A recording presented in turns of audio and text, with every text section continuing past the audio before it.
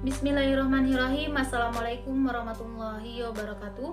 Saya Diana Ersya Fitri. Kali ini saya akan membahas salah satu tema yang sangat menarik, yaitu bijak dan cerdas dalam bersosial media.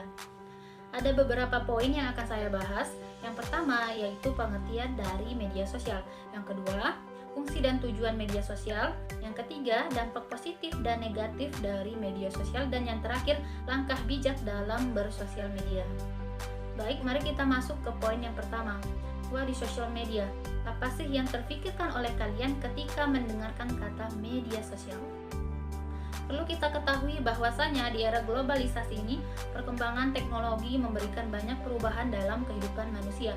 Salah satunya berdampak pada kebiasaan dan perilaku masyarakat. Kini teknologi telah memudahkan pekerjaan banyak orang, apalagi dengan adanya media sosial ini. Jadi, apa sih media sosial itu? Ada beberapa pengertian media sosial menurut para tokoh. Yang pertama, menurut MC Grawil Dictionary, yang mengatakan bahwa media sosial adalah sarana yang digunakan oleh orang-orang untuk berinteraksi satu sama lain dengan cara menciptakan, berbagi, serta bertukar informasi dan gagasan dalam sebuah jaringan dan komunitas virtual. Kemudian menurut MLK 2013, media sosial adalah segala bentuk media komunikasi interaktif yang memungkinkan terjadinya interaksi dua arah dan umpan balik. Dan yang ketiga, menurut Nasrullah 2015, media sosial adalah medium di internet yang memungkinkan pengguna merepresentasikan dirinya maupun berinteraksi, bekerja sama, berbagi, berkomunikasi dengan pengguna lain, membentuk ikatan sosial secara virtual. Baik, dari beberapa pengertian tersebut, dapat kita tarik kesimpulan bahwasanya media sosial adalah sebuah media daring yang digunakan satu sama lain, yang para penggunanya bisa dengan mudah berpartisipasi, berkomunikasi, berbagi, dan menciptakan berbagai konten tanpa dibatasi oleh ruang dan waktu. Nah, selanjutnya, berikut ini adalah data tren pengguna internet dan media sosial tahun 2021.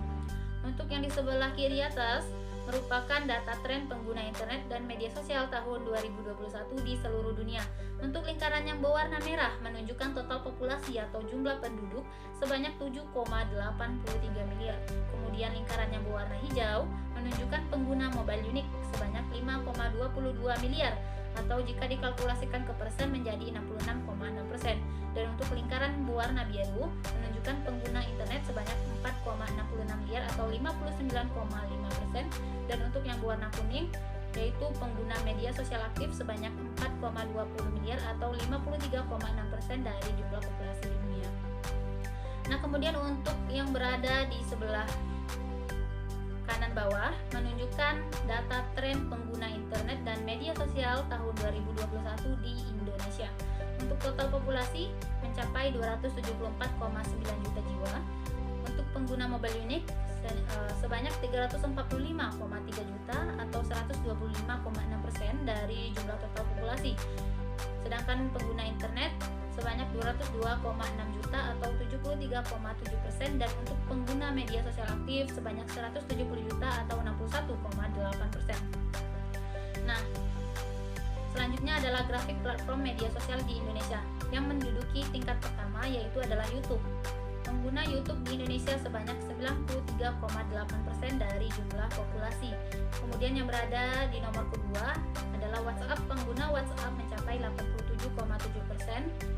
Selanjutnya Instagram yaitu mencapai 86,6%, dan yang berada di urutan keempat adalah Facebook yaitu 85,5%. Mari kita beralih ke poin yang kedua, yaitu fungsi dan tujuan media sosial. Fungsi media sosial. Yang pertama, media sosial adalah media yang didesain untuk memperluas interaksi sosial manusia menggunakan internet dan teknologi web. Kemudian yang kedua, media sosial berhasil mentransformasi praktik komunikasi searah media siaran dari one to many, dari satu institusi media ke banyak audiens, menjadi money to money, komunikasi dialogis antara banyak audiens. Dan yang ketiga, media sosial mendukung demokratisasi pengetahuan dan informasi, mentransformasikan manusia dari pengguna isi pesan menjadi pembuat pesan itu sendiri. Berikutnya adalah tujuan media sosial.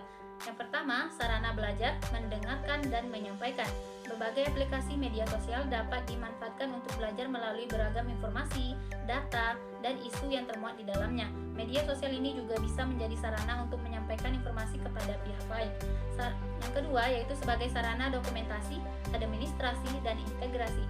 Beragam aplikasi media sosial pada dasarnya merupakan gudang dokumentasi beragam konten, dari yang berupa profil, informasi, reportasi, kejadian, dan rekam peristiwa sampai pada hasil riset kajian.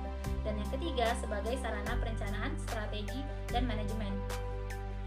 Media sosial di tangan para pakar manajemen dan marketing dapat menjadi senjata yang dahsyat melancarkan perencanaan dan strateginya. Kemudian yang terakhir adalah sarana kontrol, evaluasi, dan pengukuran. Media sosial berfaedah untuk melakukan kontrol organisasi dan juga mengevaluasi berbagai perencanaan dan strategi yang telah dilakukan. Selanjutnya mari kita masuk ke poin yang ketiga, yaitu dampak positif dan negatif dari media sosial. Untuk dampak positif media sosial, yang pertama, penyebaran informasi lebih cepat. Yang kedua, memperluas pergaulan. Yang ketiga, lebih mudah mengekspresikan diri. Yang keempat, memudahkan interaksi dengan banyak orang. Sedangkan untuk dampak negatif media sosial, yang pertama, adanya kejahatan dunia maya atau cybercrime ataupun cyberbullying. Nah, yang kedua, kurang bersosialisasi dengan orang sekitar. Pada zaman sekarang, kebanyakan orang tidak peduli lagi dengan lingkungan sekitar atau kurang bersosialisasi dan hanya terfokus pada handphonenya masing-masing. Kemudian yang ketiga yaitu mengganggu kesehatan mental. Berdasarkan informasi yang didapatkan dari National Institute of Mental Health, melaporkan bahwa pengguna media sosial dapat meningkatkan risiko gangguan mental pada remaja usia 18 sampai 25 tahun. Nah, yang keempat yaitu penyebaran informasi palsu. Hasil penelitian yang dilakukan oleh Mastel 2017 menyebutkan bahwa berita hoaks yang tersebar di media sosial itu bisa melalui beberapa saluran. Yang pertama melalui situs web sebesar 34,90%. Kemudian melalui aplikasi chatting seperti WA, Line, Telegram, dan lainnya yaitu sebesar 62,80%, dan media sosial lainnya seperti Facebook, Instagram, Twitter, dan sebagainya. Kemudian untuk dampak negatif yang terakhir yaitu menimbulkan rasa cemas, kegelisahan, dan kurang tidur. Menurut suatu penelitian yang diterbitkan dalam Journal of Youth, penggunaan media sosial dapat mempengaruhi pola tidur terutama pada remaja. Selanjutnya adalah langkah bijak dalam bersosial media. Yang pertama, jangan asal posting konten. Kita harus tahu betul bahwa media sosial ini bersifat publik. Semua orang bisa melihatnya dan mengaksesnya. Oleh karena itu, kita harus lebih bijak dalam memilih konten sebelum diunggah di media sosial. Yang kedua, selalu waspada dan jangan mudah percaya.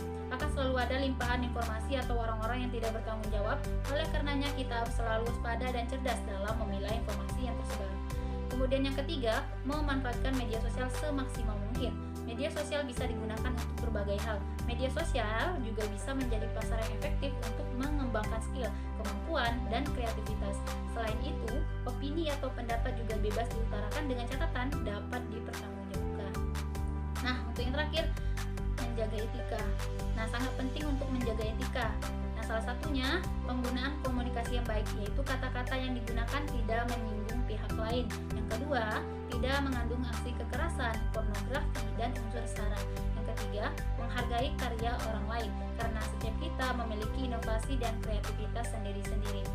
Dan yang terakhir, memberikan informasi pribadi sewajarnya. Jadi jangan menyebarluaskan informasi pribadi kita atau privasi kita. Mungkin cukup sekian yang dapat saya sampaikan. Terima kasih. Wassalamualaikum warahmatullahi wabarakatuh.